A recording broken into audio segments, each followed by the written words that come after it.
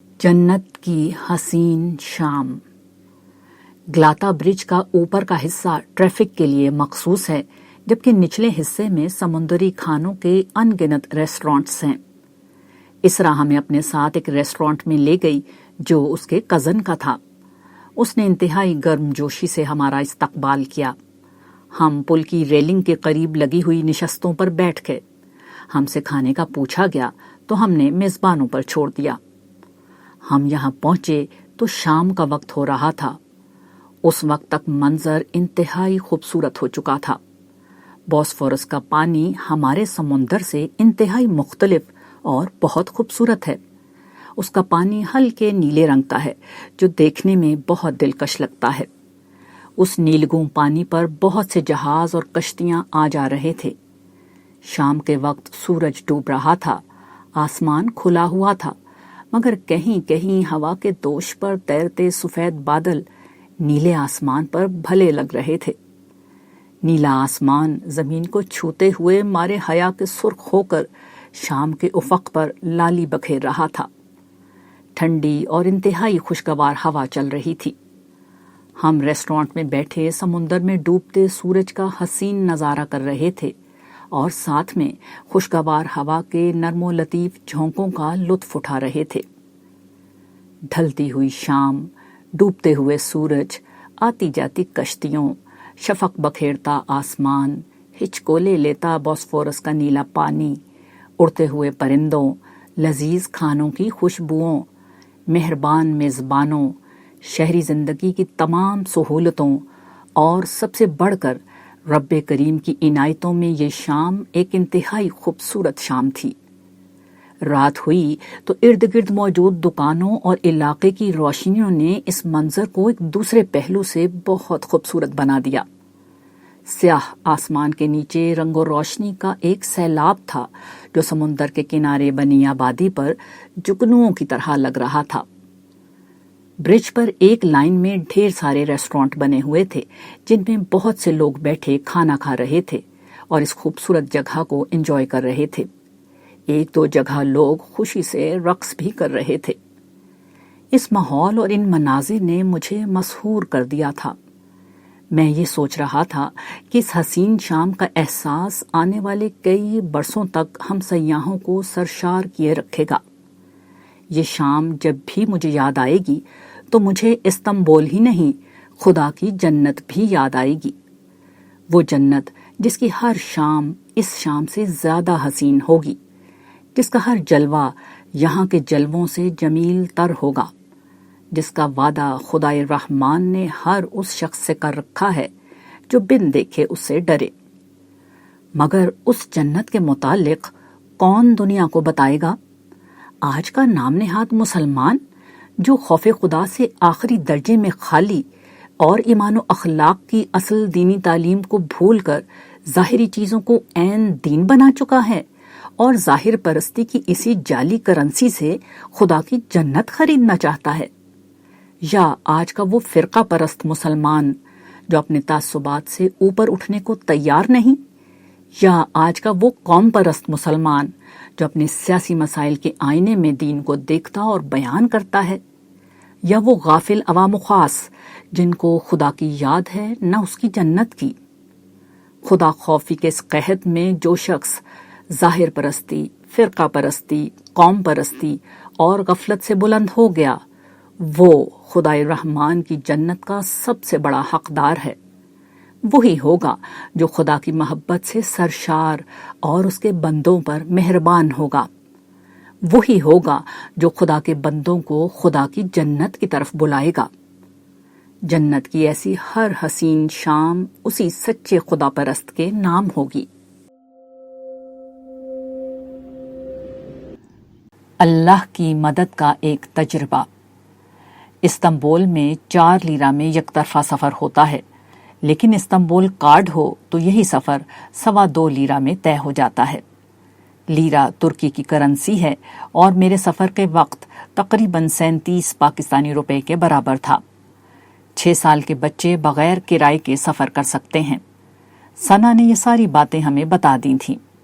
اسے یہ باتیں اپنے قیام کے آخر میں معلوم ہوئی تھیں اور اس نے بغیر کارڈ کے سفر کر کے ہر جگہ اضافی کرایہ دیا اور ساتھ میں بچیوں کا ٹکٹ بھی خریدتی رہی جن کا داخلہ فری تھا، مگر ہم پہلے دن ہی اس بات کو جاننے کی بنا پر نقصان سے محفوظ رہے۔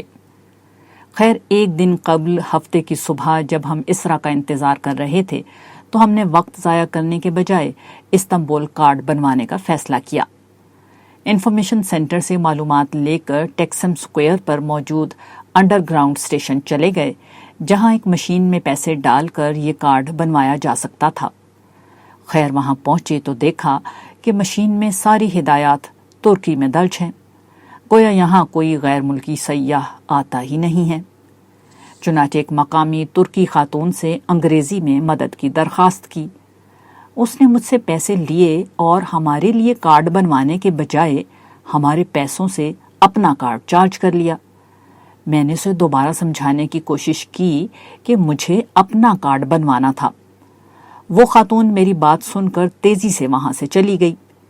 میں یہ دیکھ کر ہکا بکا رہ گیا۔ پہلے دن ہی اپنے ساتھ اس طرح ہاتھ ہو جانے پر میں ششدر رہ گیا۔ خیر، مرتا کیا نہ کرتا، آگے جا کر میٹرو میں داخلے کی جگہ پر متعین ایک اہلکار سے درخواست کی کہ مجھے کارڈ بنا دے۔ انگریزی سے وہ بھی نابلد تھا، مگر میری بات سمجھ گیا۔ پھر وہ میرے ساتھ آیا اور میرے پیسوں سے اس نے کارڈ بنا دیا۔ عین اسی وقت وہ خاتون لوٹ کر آ گئی۔ اس کی اور اہلکار کی گفتگو سن کر مجھے اندازہ ہوا کہ ہوا کیا تھا۔ پہلے وہ یہ سمجھی تھی کہ میں پیسے دے کر اس کے کارڈ پر سفر کرنا چاہتا ہوں۔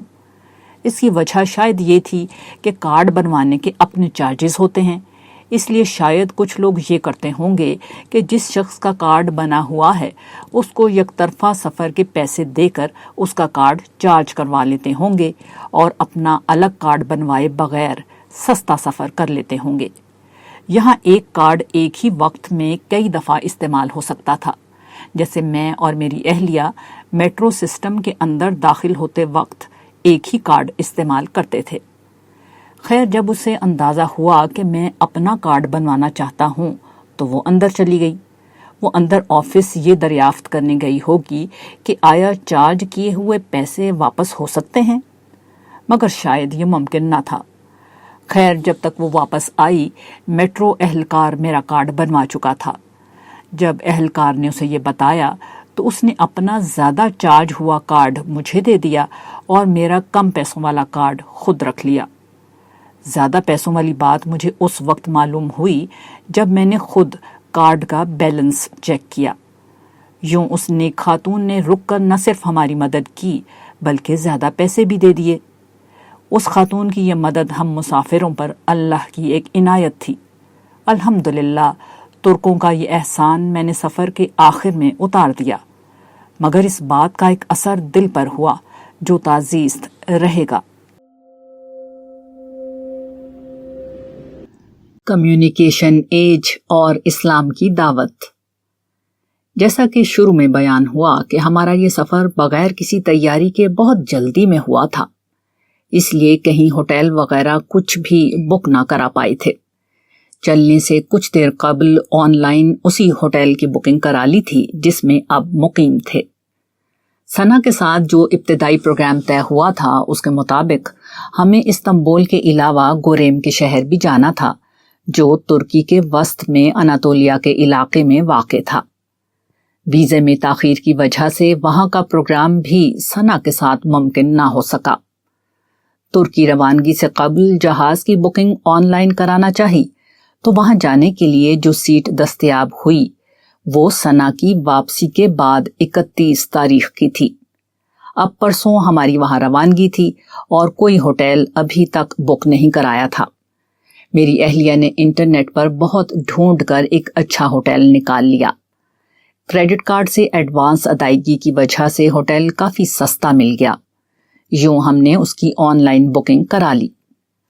سنا نے جو پہلے ہی سے گوریم میں موجود تھی ہمیں بتا دیا تھا کہ وہاں بھی ایئرپورٹ سے شہر تک ٹیکسی کا کرایہ کافی زیادہ تھا۔ چنانچہ میں نے انٹرنیٹ پر شٹل طریقہ ڈھونڈا تو معلوم ہوا کہ 25 لیرہ میں شٹل مل رہی ہے، مگر اس کے لیے فون کر کے بکنگ کرانی ہوگی۔ ہمارے پاس فون تھا، نہ ہمیں ترکی آتی تھی، نہ اتنا وقت تھا کہ ای میل بھیج کر اس کا انتظار کرتے۔ چنانچہ اسرا کو فون کر کے اسے شٹل کا نمبر دیا۔ تھوڑی دیر میں اس نے شٹل کی بکنگ کرا دی۔ ساتھ میں جو کچھ اس نے اپنی ٹوٹی پھوٹی انگریزی میں ہمیں بتایا، اس سے ہم نے یہ سمجھ لیا کہ فنڈا نام کا شٹل ڈرائیور ایئرپورٹ پر ہمیں لینے آئے گا۔ واپس آ کر بھی 2-4 دن ہمیں استنبول رکنا تھا، چنانچہ ہم نے ایک ہوٹل جا کر پسند کیا اور انٹرنیٹ پر اس کی بکنگ کرا لی۔ ہوٹل والے نے اس کے ریٹ کافی زیادہ بتائے تھے، مگر نیٹ پر مخصوص ویب سائٹ پر اس ہوٹل کا کمرہ کافی سستا مل گیا۔ اسی طرح ہم موبائل فون سے جو فوٹو لے رہے تھے وہ وائی فائی اور انٹرنیٹ کے ذریعے سے اپنے احباب کو منتقل بھی کرتے جا رہے تھے۔ گھر والوں سے بھی اسی سے بات کر رہے تھے۔ اسرا کے حوالے سے موبائل اور انٹرنیٹ کے ذریعے سے ترجمے کا ذکر پیچھے گزر چکا ہے۔ اسرا کے ساتھ دوران سفر یہ تجربہ بھی ہوا کہ وہ جہاں ٹریفک میں پھنستی فوراً انٹرنیٹ کے ذریعے سے دوسرا متبادل راستہ ڈھونڈ کر کسی اور سڑک سے نکل جاتی۔ کریڈٹ کارڈ کے علاوہ اس سفر میں پیسے کی جب بھی ضرورت پیش آئی تو اپنے پاکستانی ATM کارڈ سے ترکی میں ہر جگہ مقامی کرنسی میں اس طرح پیسے نکلوائے جیسے میرا اکاؤنٹ یہیں موجود ہو۔ اس کے علاوہ موبائل فون، انٹرنیٹ اور سیٹلائٹ ٹیکنالوجی ہی کا کمال تھا کہ سفر میں ہر قدم پر میں یہ پہلے سے معلوم کرنے کی پوزیشن میں تھا کہ اگلے دن یا اگلے پہر کیسا موسم ہوگا، درجہ حرارت کیا ہوگا، دھوپ ہوگی یا ابر، خنکی ہوگی یا گرمی، بارش ہوگی یا کھلا موسم ہوگا۔ ہوٹل میں نماز کے لیے قبلہ بھی انٹرنیٹ کی مدد سے معلوم کیا تھا۔ اس ساری تفصیل کو بتانے کا مقصد یہ ہے کہ انٹرنیٹ اور موبائل فون کے مجموعے نے دنیا کو بدل کر رکھ دیا ہے۔ انسان کو زندگی میں وہ سہولتیں اور آسانیاں عطا کی ہیں کہ جن کی کوئی حد نہیں۔ یہ بلا شبہ اللہ تعالیٰ کی حمد کرنے اور شکر گزاری کرنے کا ایک عظیم موقع ہے، مگر لوگ ان ذرائع کو بھرپور طریقے سے استعمال تو کرتے ہیں، مگر شکر گزاری کے بجائے یہ چیزیں غفلت اور معصیت کا سبب بن رہی ہیں۔ تاہم میرے نزدیک کمیونیکیشن اور انفارمیشن کے میدان میں یہ انقلابی تبدیلی ایک سادہ تبدیلی نہیں ہے۔ یہ اللہ تعالیٰ کی اس منصوبے کا آغاز ہے جس کے تحت وہ پوری دنیا تک اپنا پیغام پہنچانا چاہتے ہیں۔ یہ کام اصل میں تو امت مسلمہ کی ذمہ داری تھی جو اس نے پوری نہیں کی۔ بظاہر مستقبل میں بھی امت اور اس کی لیڈرشپ کا اس بات کا کوئی ارادہ نہیں لگتا، چنانچہ اللہ تعالیٰ نے ایک دوسرا انتظام کر دیا ہے۔ اس انتظام میں ایک طرف دین کی حقیقی دعوت ہر قسم کے اضافوں سے پاک کر کے اصل شکل میں واضح کر دی گئی ہے۔ یہ دعوت اس طرح واضح ہے کہ جو شخص تعصب اور غفلت سے بلند ہو جائے وہ اسے بآسانی پا سکتا ہے۔ دوسری طرف اس دعوت کو دنیا بھر میں پہنچانے کے لیے انفارمیشن ایج اور کمیونیکیشن ایج کا آغاز کر دیا گیا ہے۔ اب وہ لوگ بہت خوش نصیب ہیں جو غفلت اور تعصب سے بلند ہو کر اس دعوت کو دریافت کریں، اسے اپنی زندگی بنائیں اور پھر اس کو زندگی کا مشن بنا کر دنیا بھر تک پہنچائیں۔ یہ پروردگار عالم کی اعلیٰ ترین عنایات بہت آسانی کے ساتھ حاصل کرنے کا وہ سنہری موقع ہے جو نہ کبھی پہلے کسی کو دیا گیا اور نہ کبھی آئندہ کسی کو دیا جائے گا۔